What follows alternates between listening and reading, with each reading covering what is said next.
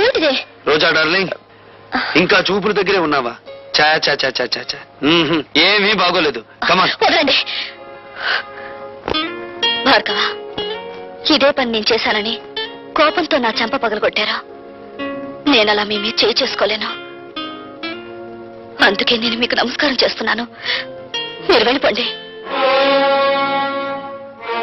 రాజశేఖర్ మీద కక్ష సాధించాలనుకుంటే ఇలా కాదు. ఆ పని మీరు చేస్తానంటే నేను సాయపడతాను. రాజశేఖర్ మీద నీకెందుకు పగ? ఆ పరమ నీచుడే మా నాన్నగారు చనిపోవడానికి బాధ్యుడు. నీ తండ్రి పేరు? జనార్దన్ రావు. రోజా, మీ నాన్నను అడ్డం పెట్టుకుని ఏ వ్యక్తిని రాజశేఖరం హంతకుని చేశాడో ఆ ఠాగూర్ నా కన్న తండ్రి. అవును రోజా, ఆయన జైల్లో చనిపోయే ముందు జనార్దన్ రావు కూతురు ఎక్కడున్నా వెతికి ఆమెకింత మేలు చేయమని కోరాడు. మేలా? ఆ పని నువ్వు చేయలేవు. అది అనుకున్నంత సులభము కాదా. నా జీవితం నాశనమైంది. నా మేలు కోరితే రాజశేఖర్ మీద పగ సాధించు. ఈ అభాగ్యరాలు నీకు రుణపడి ఉంటుంది. వాడు ఎంత చూసి నీ తండ్రి ఆత్మకు శాంతి కలిగిస్తాను.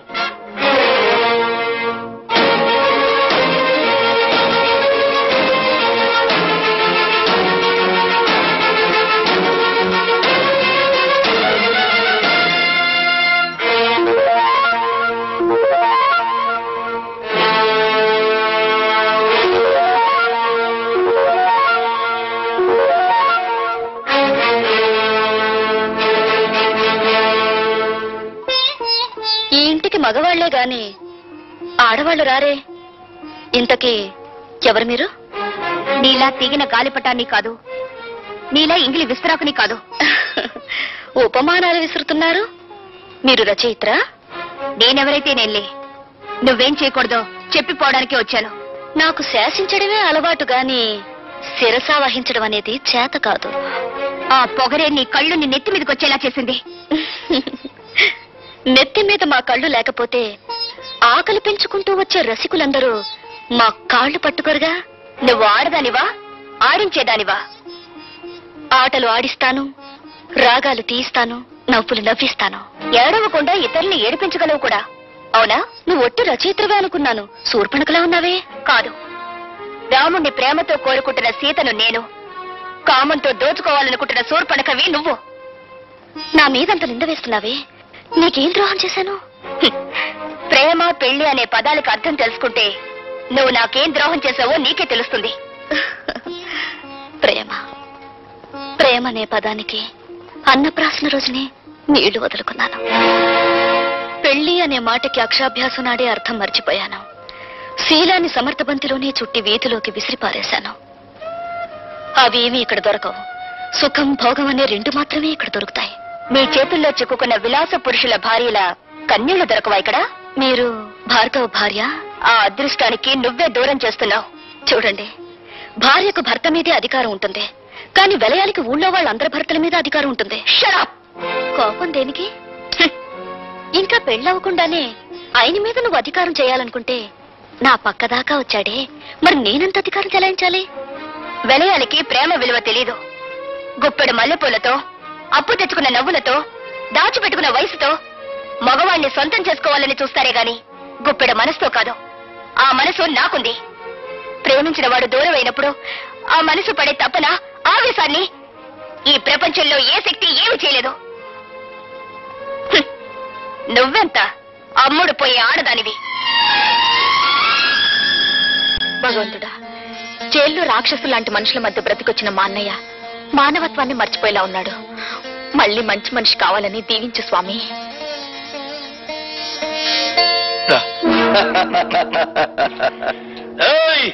భార్గవ్ గారు బాగుపడాలని కోరుకుంటున్నారా?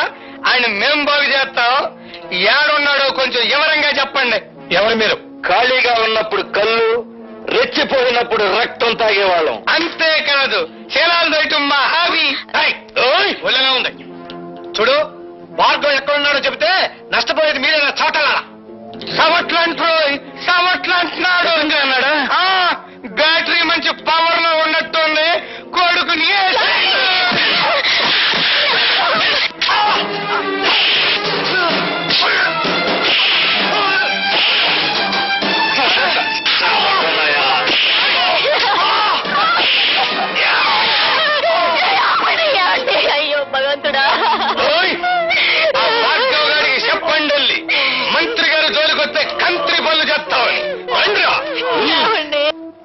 పర్వాలేదమ్మా, ఇదేం ప్రమాదకరమైన గాయం కాదు. ఏం జరిగిందమ్మా? ఆ దాసుగారు మనుషులు వచ్చి... వద్దు పద్మ, జరిగిందేమిటో తెలిస్తే వాడు ప్రాణాల మీదకి తెచ్చుకుంటాడు. జరిగిందేమిటో నాకు తెలిసిపోయిందిరా. ఇక జరగాల్సింది రాజశేఖరానికి తెలియజేస్తాను. సమస్య తమ్ముడు.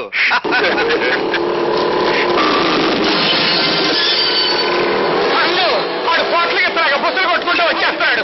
దాసు, వాడు లోపలికి రాకుండా ఒళ్ళు హోలంచే అన్న తమ్ముడు.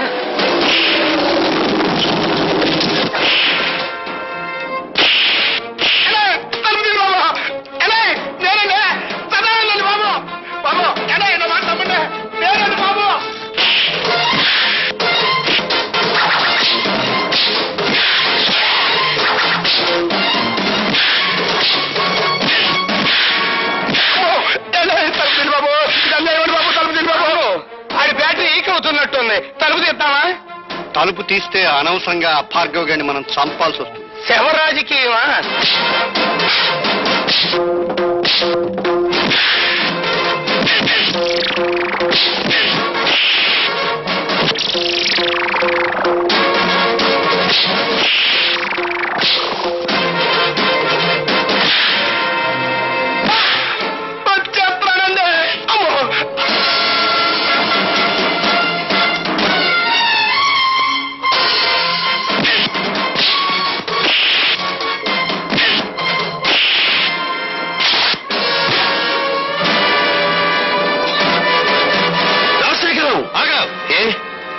ప్రాణాలు తీసే నీకు ప్రాణభీతి పుట్టుకొచ్చిందా?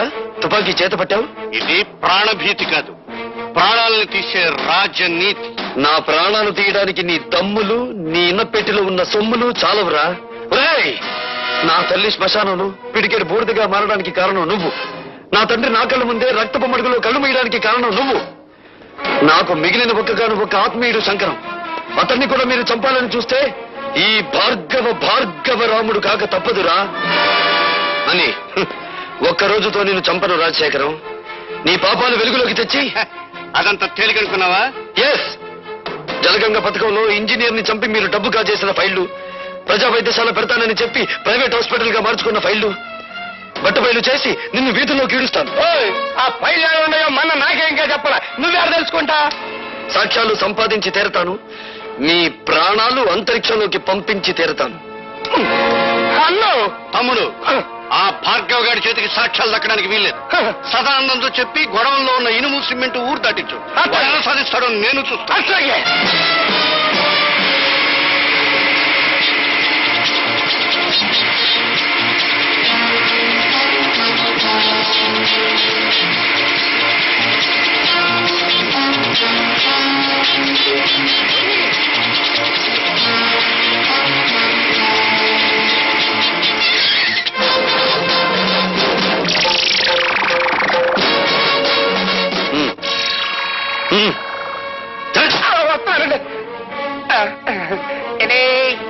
ఏంటండి పిచ్చిగాడిద, ఊరు దాటించాల్సింది శవాల్ని గాని సాక్ష్యాల్ని కాదురా. పద పోలీస్ స్టేషన్.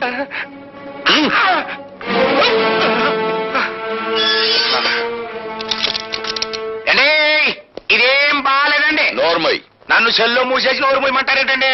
ఎంత తిరిగి నేను ఎప్పుడు చూడలేదండి. అండి, పోల్ మినిస్టర్ గారి దగ్గర నుంచి అయ్యి ఉంటది. పోలీస్ స్టేషన్ లో భోజనానికి ఇబ్బంది, ఓ మంచి క్యారియర్ పంపించమనండి. హలో, నేను మినిస్టర్ గారి తమ్ముడిని మాట్లాడుతా ఉన్నా. ఏమిటి? ఏంటో బ్యాటరీ మంచి ఛార్జింగ్ లో ఉందా? మా సదానందాన్ని బొక్కలో దొరికించావట. నీ ఒంట్లో ఎలా ఉంది? మనకేంటి, మన బ్యాటరీ ఎప్పుడు మంచి ఛార్జింగ్ లోనే ఉంటది. ఛార్జ్ షీట్ ఎప్పుడు పెడదావా, నువ్వెక్కడ దొరుకుతావా నేను ఎదురు చూస్తున్నాను. మినిస్టర్ గారి తమ్ముడితో మాట్లాడుతున్నానని జ్ఞాపకం పెట్టుకో. 10 ఏళ్ల క్రితం రాజుల రోజులు నడిచేయి, ఇప్పుడు రాజకీయాల రోజులు నడుస్తున్నాయి. అధికారం మాది, సొమ్ము మాది, సోకు మాది, శిక్ష కూడా మీదే. అబ్బాయి ఇసిగిచ్చమాహవయ్యా. సదానందాన్ని వదిలేస్తావా? మొన్నయ్య చేత టెలిఫోన్ లో మాట్లాడించమంటావా? నువ్వెవరితో మాట్లాడినా వాడు 7 చువ్వలు దాటి రాడు. Put off the telephone. నీ బ్యాటరీ ఈక్స్ లేకపోతే నేను మినిస్టర్ గారి తమ్ముడినే కాదు. ఏమన్నాడ్రా? జంజమాస చెంచనాకి ఫోన్ లో మాట్లాడిన తర్వాత తమ్ముడు గారి పేసు చీటపకాయలా. నేను డైరెక్ట్ గా ఫోన్ చేస్తే దాన్ని రికార్డ్ చేసి పార్టీ ప్రజలకు పంపిస్తాడేమో భయంతో నేను ఫోన్ చేయమన్నాను. నే కాబట్టి సరిపోయింది. అదే నువ్వైతేరా ఆడు దులిపిన దులుపుడికి ఒళ్ళు సిర్రెక్కి ఫైనల్ గా బోనెక్కేవాడికి. ఇప్పుడు ఎలా రా సదానందాన్ని బయటికి తీసుకురావాలి కదా. నన్ను ఒక శీలం లేని ప్లాన్ చెప్పమంటావా? చెప్పు. శాంతి దూత అన్నదాత అయిన సదానందాన్ని అన్యాయంగా అరెస్టు చేసినందుకు గొప్ప ఊరేగింపు తీస్తా. అబ్బా ఊరేగింపులు రోజులు కావురా ఇవి. అన్నోయ్ శాంతంగా వెళ్తున్న ఊరేగింపులో దాసుగాడి మనుషుల్నెట్టి కొట్లు పగలగొట్టిస్తా. అబ్బా మీ లెవెల్ కి కొట్లు బడ్డీలు బద్దలు కొట్టితే బాగుండదండి. ఆడవాళ్ళు తీసుకెళ్లి శిలాలు దోసేయాలి. అది మన లెవెల్. ఏంది రోయ్ నీ బ్యాటరీ ఛార్జింగ్ మొదలయ్యట్టుంది. అబ్బా విషయానికి రండిరా. ఇంకా ఎస్ఐ అంది. ఇన్నల్లర్లు జరగటానికి ఆ డీసీపీ గాడే కారణమని ఆడ శబ్ద మూలంగా నిన్ని ప్రాణాలు పోయినాయని మనం గొడవ చేస్తాం. అప్పుడు ఆడుద్యోగం కోరికల్ని పీకినట్టు పీకేస్తారు. నిజమే, కానీ వాడి పగ పెట్టుకుని పాత ఫైల్ జరిగాడు కదా. పాత ఫైళ్ళ అంటే మనం డబ్బు దుబ్బేసిన అడ్డ రోడ్డు తూరు ఫైళ్ళ. అదొక్కటే కాదురా, ప్రజా వైద్యశాల అని ప్రభుత్వ అప్లికేషన్లు రాసి ప్రైవేట్ గా దాన్ని నడుపుకుంటూ లక్షలు సంపాదించి కోటీశ్వరుడు వాడు నిరూపించాడంటే 20 సంవత్సరాల్లో మనం సంపాదించిన డబ్బంతా వడ్డీ పెనాల్టీతో సహా ప్రభుత్వానికి కట్టాలి. అసలు ఈ దెబ్బతో ఆడు ఉద్యోగం ఊడిపోతుంటే ఆడింకేసేస్తాడండి. అంతగా అవసరమైతే మా అయ్యకి కబురు చేయండి, మింగేస్తాడు. జమ్ జమాస చం చనాకి ఆనందం. పోలీసు జులు డీసీపీ రాజశేఖరం డీసీపీ పోలీసు జులు.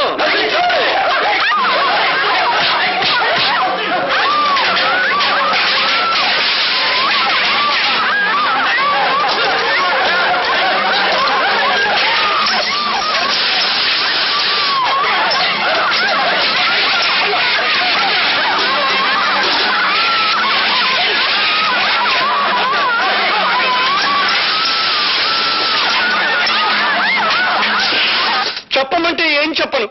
నా గుండెల్లో ఆవేదన రగిలిపోతుంది. నా బిడ్డలకి అన్యాయం జరిగిపోతుంది. నా ప్రజలకి ఆకలి మిగిలిపోతుంది.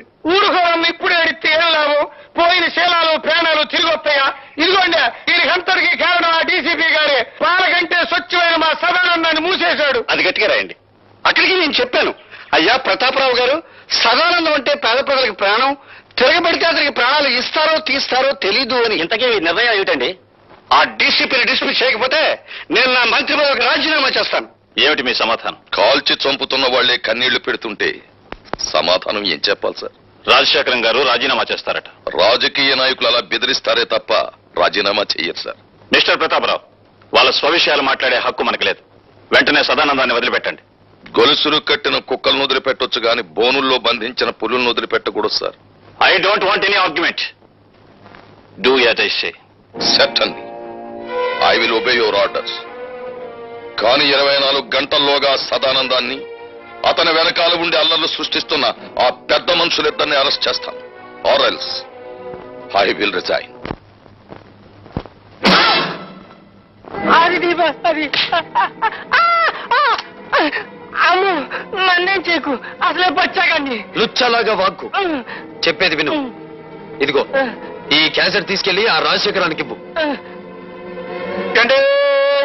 దండాలండి బాబు. ఎందుకంత గేదె పెట్టలాగా ఎండో నడుస్తావు? ఇప్పుడు నీ లెవెల్ సిటీ మొత్తం మోగిపోతా ఉంది. మోగిపోతానే ఉంది. అంటే 24 గంటల లోపు మళ్ళీ మన అందరినీ మూసేస్తానని ఆ డీసీపీ పోలీసు వాళ్ళ మీటింగ్ లో తొడగొట్టి మరీ చెప్పారంటండి బాబు. తొడగొట్టిన పడగొట్టడం మనకు అలవాటే కదా.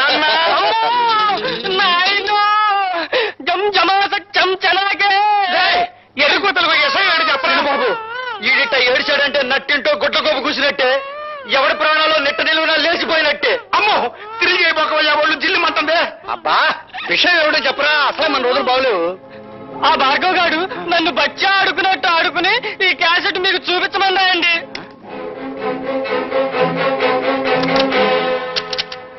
దుష్ట చతుష్టయానికి దుష్టాభివందనాలు. అన్నో మంచి పవర్ఫుల్ తెలుగు మాట్లాడుతా ఉన్నాడు. ఇది తెలుగుదేశం మనిషా? నిజమే, కానీ వాడి పగ పెట్టుకుని పాత ఫైల్ జరిగాడు కదా. పాత ఫైళ్ళ అంటే మనం డబ్బు తుప్పేసిన అడ్డ రోడ్డు తూరు ఫైళ్ళ. అదొక్కటే కాదురా, ప్రజా వైద్యశాల అని ప్రభుత్వ అప్లికేషన్లు రాసి ప్రైవేట్ గా దాన్ని నడుపుకుంటూ లక్షలు సంపాదించి కోటీశ్వరుడు వాడు నిరూపించాడంటే 20 సంవత్సరాల్లో